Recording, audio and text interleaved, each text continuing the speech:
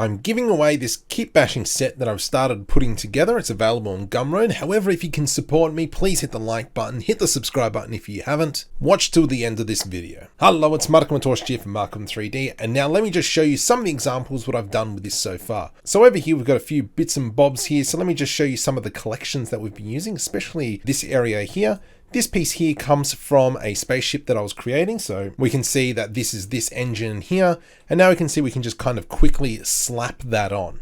This section over here comes from a speeder bike that I was working on, which turned out like this. So these are all the disassembled parts that you can kind of put together, and you can see the core elements that you can actually use all this for. These 15 pieces here was part of a Greeble set that I was creating for a Death Star style landscape. However, I've started repurposing it. Here we can see on the inside of this small spacecraft that we've got some greebling in here, just giving that extra little bit of detail.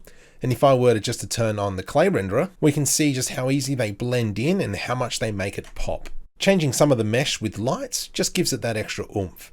Over here, we can see that this is part of that speeder bike I showed you earlier. And we can see that just gives that extra little bit of grunt on the side of the ship. Last but not least, the sci-fi paneling that I started putting together. This is the final ship here. We can actually see that those small Greeble pieces I was kind of putting along here, and then just started adding in pipes just to give that extra little bit of detail. We can see these greebling plates that I was putting up here, and you can just see that it just gives the ship a little bit more extra detail. It's really good to help proof of concept certain models, just to make that prototyping or even the finished product a lot faster.